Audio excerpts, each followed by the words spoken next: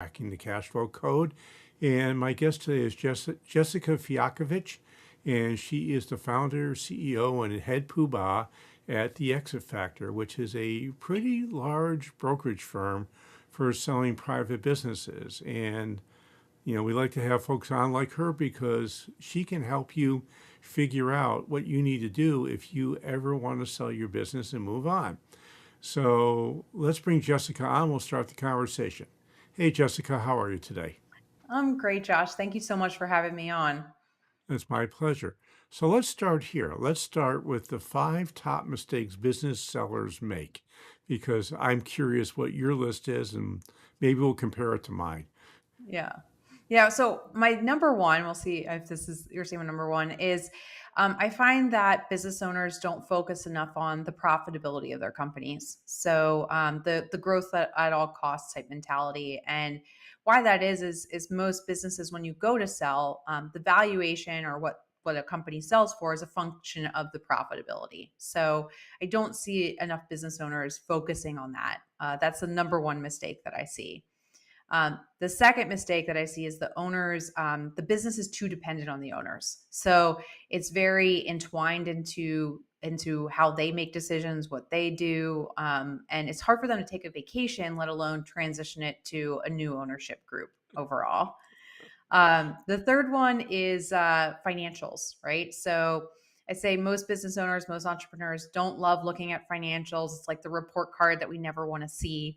But when you do go to sell your business, there's a huge focus on your financial performance and your financial records, and just having them clean, updated, and really understanding them is key to get through a sale process.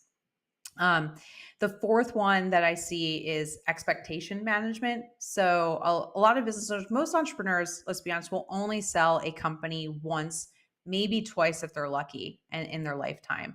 So I think four and five are tied together, where is a lot of business owners will come and they won't surround themselves with either the education or the advisors that they need to help get their business sold for the maximum value.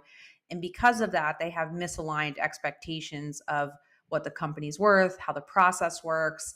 And I see them make a lot of miscalculated mistakes in the negotiation process that will kill a deal. So as those four and five are tied together, is not having the right education or team, which causes your expectations to be misaligned with what the process dictates. Yeah, and I actually would change your profit to creating enough excess cash, Hmm. because the truth is, and especially in the smaller businesses, they're sold based on how much cash they can create. And in my experience, buyers are really only interested in one thing: what's the cash flow going to be, and how Yeah. can I take advantage of it? Yeah. The challenge I see with that is business owners look at profit and cash in a really what I would consider stupid manner, Hmm. meaning they don't realize that if you want to sell a business, it can't be just a little bit profitable. It has to be profitable enough to pay for a fully funded growth program, have an emergency fund, pay for the owner's lifestyle, and a fully funded retirement plan. Now, you may have very little profit, but if you take and you recast the statement, which is what I'm sure you guys do before you take a business to market, Hmm. and that fully funded marketing program and that fully funded retirement program move down to the bottom line and help you get a bigger price when you sell your business, because the next owner doesn't really care about that. At least that's Yeah. been my experience. Yeah.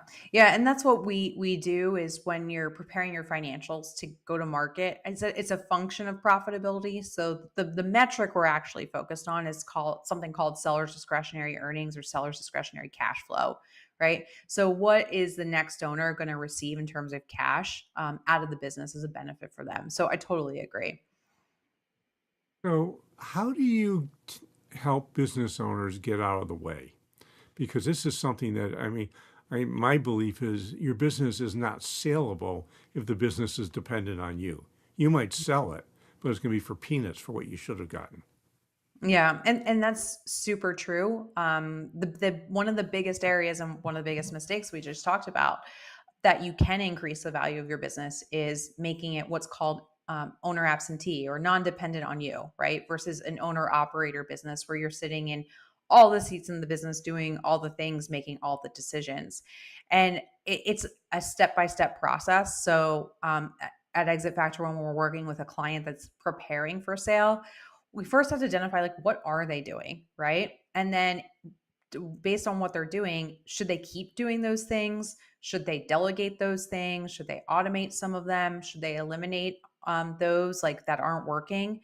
But ultimately, like that's all very tactical, right? And that's something that we can help with. I think the first hurdle to overcome is the mindset hurdle and letting go of control of the business because when we sit down with an owner and we see here's all the things on their plate, here's all their seats that they're sitting in, there's a very logical tactical solution to get those off their plate and get other people or other programs installed so they're not so intertwined in the business. But it's letting go of control and letting someone else do that role and not having the final say over every decision that comes across their desk. Yeah, we call it creating operational freedom for the owner. Hmm. And what we want them to do is get 100% out of the day-to-day operations of the business, but not to get out of the strategic operation of the business. Right. And this is my reason for that is, I have not found many buyers that really care about what strategy the owner is running because they're going to do their own strategy. What they do care about is that it's been systematized. Hopefully there's a management team there and the business has been systematized in a way that they can take it over and adopt those systems. Does that make Right. sense to you? That totally makes sense to me. I mean, a metaphor I like to use is, you should be able to basically your business should be franchisable, right? So you should be able to give somebody a playbook if they wanted to open a second, third location from that operations manual that you've built. And that's what a buyer is looking for, right? Because then they can come in and, like you said, Josh, they can implement any strategy they want, but the basis, the operations is a well-oiled machine. That's a really good way of talking about that is that I always like to see, I love the term make your business into a franchise. And if Hmm. you do that, then it's relatively easy to sell. And if you don't, it's really hard to sell. Yes. Yep. I have a question for you though. Mhm. With the businesses you're selling, how much owner financing is usually involved? So does depend on the size of the business. I will say that some amount of owner financing is required almost at any deal size at this point. Even those that are financed through bank loans or investors, we typically see somewhere between 10 to 20% of seller financing required on those types of deals. Not about the money. It's more about the owner not disappearing after the transaction occurs, right? They want a reason for the owner to pick up the phone call. The buyers do. So 10 to 20% on those businesses that can be financed. And those are typically, we'll see usually that are earning about at least $100,000 in earnings or that seller's discretionary cash flow we talked about or more. Below that value, you think it's easier to get less money from a bank than it is to get more money from a bank, but the reality is it's very hard to get loans on very small business sales. So below that 100,000 in earnings, it's really difficult to get financing for that. So the seller has to be the bank in those transactions. And in those transactions, you're typically seeing more along the lines of about 50% of seller financing to get those done. And if you happen to do an SBA loan, it's required you have seller financing as part of the deal, just to let folks know. So, Yeah, so it's not an SBA requirement, but most banks require it, right? So especially where we're sitting today, there's a lot of uncertainty in the marketplace. So the banks will require some portion of it to be carried by the owner too. so how do you protect the owner, the selling owner, when they hold paper? Mhm. Yeah. It's a great question. So, first, I love it to be structured as a seller note. So there's a lot of different structures where the seller can assume risk and holding back a portion of the purchase price. We're talking about seller financings or seller notes. There's another structure called earnouts, which offer even less protection for sellers. But if you use a note and you use a lawyer to negotiate and write the note for you, it is a promissory note. There is a loan. There is a guaranteed repayment. You can put defaults in that note. You can secure it with something called a UCC lien. You can go further than that, but those are typically what we see. You can get the business back if the new owner, the buyer, defaults on any of those. But what I think though is the big thing that sellers forget during this whole process is that as much as the buyer is vetting and interviewing you to buy the business, you should be vetting and interviewing the buyer too, right? So I think the protection from the seller note starts there is understanding who's going to be operating your business, what their strategic plan is. Because if they take over the business and it goes south, then obviously your payment's at risk too. Right. So just focusing on like, who is this person that you're selling your business and lending this money to, and not super focused on, yes, you have to have the legal protections, but it starts with that relationship and whether you think they can be successful with the business in the future. How often do you find that the seller's note or the holdback portion actually becomes an escrow note? Uh, Very rarely. So most of the time, it's a seller note. So an escrow note is something we call it more of a holdback, where it's held in escrow, and then when certain risks are resolved in the transaction, that will get released to the seller. Or if the risks are not resolved, say like they're holding back a portion of the purchase price because there's a large customer that might not transfer to the new buyer, and if that's not done, then that money gets refunded to a buyer.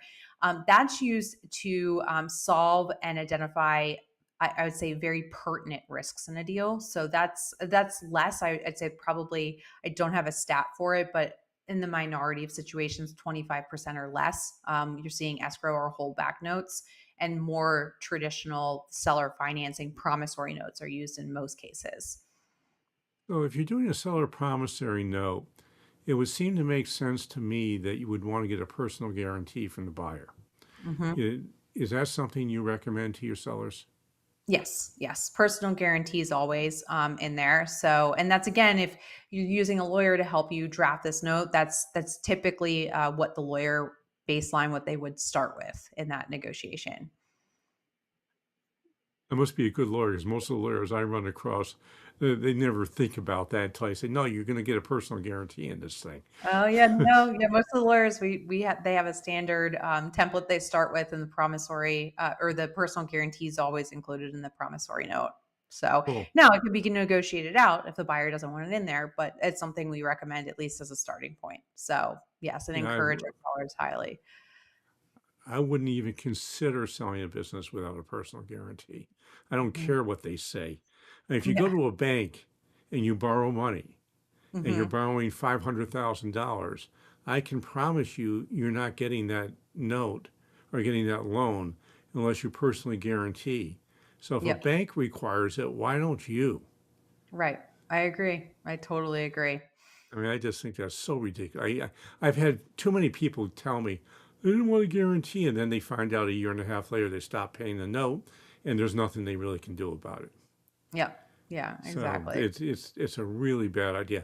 Here's another question for you, and this is happens in almost every industry I run across, especially at the lower end. You find brokers who are representing both the buyer and the seller and getting paid by both. What's your opinion of brokers who do that? So technically, in most states, that's not legal.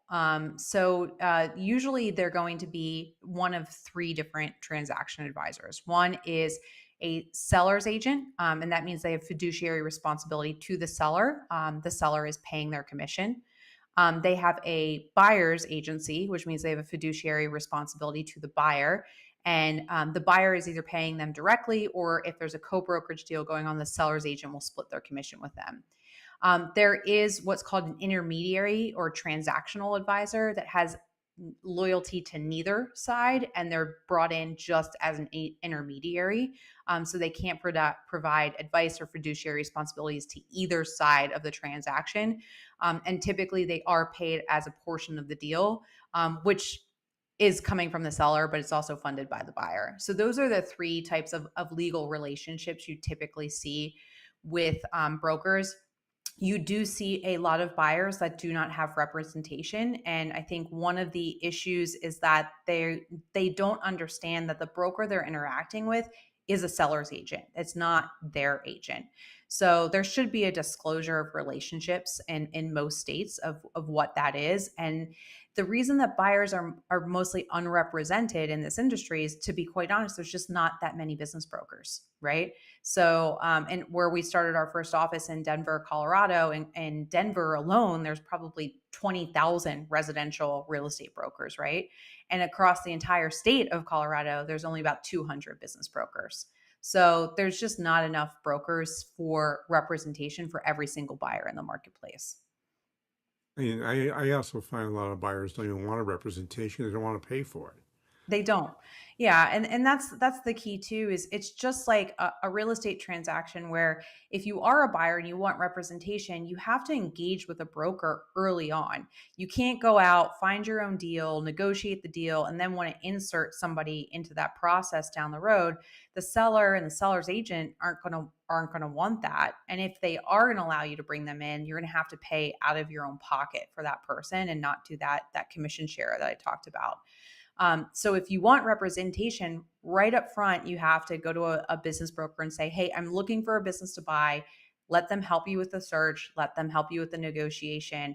And there is a cost, right? Not everything's free. In most cases, that buyer's agent will be able to share the commission with the seller's agent, but sometimes there might be out of pocket fees that you'll entail as a buyer, but could save you hundreds of thousands of dollars in making a mistake in the business that you're about to purchase. Yeah, that makes sense to me. So Yeah. let's go back to the broker who's representing both sides of the deal because they exist. In Hmm. fact, I've not yet to run into an industry where they don't exist. Hmm. So if these folks are illegal, how do they end up staying able to operate? So it's not illegal in every state, right? So not every state has the licensing laws that I just described. So in states where it is illegal, you can report that to, it's usually the real estate commission that manages business brokers license. So you can report that, and if they're reported, they will have their license taken away. If they're representing both sides of the deal and not acting like I talked about as that intermediary, which some states do allow. Why, If it's what if they don't have a license at all? if it's the licensed state and they don't have a license, you can report them to the real estate commission, and they will handle it. They're not allowed to operate that without a license. But there's only, I'd say, probably half the states, a little less than half the states have licensing laws for business brokers now. So the other half that aren't licensed, it's like a lot of other professions that aren't licensed, right? Most consulting, you don't have to have a license for that, things like that. So they're not doing anything illegal. Are they doing a poor job? Maybe. And that's really where I think, customers and clients have to start voting with their dollars and their voices and using platforms like Google and leaving reviews, or the Better Business bureaus, things like that, if they've had a negative experience. Oh, we have just a little bit of time left, and Mhm. I'm curious about what happens when you have a broker. Oh, I forgot my question. Sorry about that. Mhm. That's that's really a horrible thing. It's been a long day. Any No. rate, we'll change it to a different topic. Um, what do you need to do to prepare your business for sale? Hmm. I believe that we talked about the top 5 mistakes, and those are areas that you definitely need to address. I think really the first step is understanding where you are. So, I talk to a lot of my prospective clients that tell me they're not selling for 3, 4, 5 years, and that may be the case. But what I've found in my career is that most people sell for reasons they can't predict, right? They might have to move across the country for a spouse's job, or they get burnout, things like that. And so, what I recommend in the preparation phase is start with something like an exit assessment, a business valuation, so you understand where you are and what are those mistakes that you're making or those opportunities that you're leaving unturned. And then you can start to formulate a custom exit strategy or exit plan to maximize the value of the business, whether that exit happens a year from now, 3 years from now, 5 years from now. But I think that's a starting point, is just understanding where you are and then being able to have a solid plan for the future moving forward to maximize that sale for you. That makes sense to me. So, Jessica, unfortunately, we are out of time, and I'm going to bet that there are people who are listening to this who would love to get in contact with you and talk with you about selling their business. So, how would they find you, and how would they go about doing that? Yeah, thanks so much, Josh. So we put together a landing page for your listeners. If you go to exitfactor.com/podcast, we have a free downloadable there for the listeners, but also you can contact us by email or follow us on any of our social media channels as well. And what's your email address? My email is jessica@exitfactor.com. Cool. Now, I've got two things I'd like you to do. The first, I've said, I don't know, 385 times or so, which is wherever you're listening to this podcast, please go and subscribe. And while you're subscribing, you can leave us an honest rating and review. If you love us, you can say you love us. If you hate us, I hope you don't. I might cry a little bit, but that's the way life is. But give us an honest rating and review. It's really helpful. And the second thing is, since we're talking about selling your business, I thought it'd be a good time to talk about my second book, which is called The Sale Ready Company. And I'm selling it on our site for half price. So if you'd like to get a copy, it's really easy to do. You go to www.sustainablebusiness.co /sale ready. That's one word. That's www.sustainablebusiness.co /sale ready. You get the book for $7.95, and I have a few other goodies you get along the way also. And even if you want to, you can have a free conversation with me about what you're thinking about for selling your business. So this is Josh Patrick. We're with Jessica Fialkovich. You're at Cracking the Cash Flow Code. Thanks a lot for stopping by. I hope to see you back here really,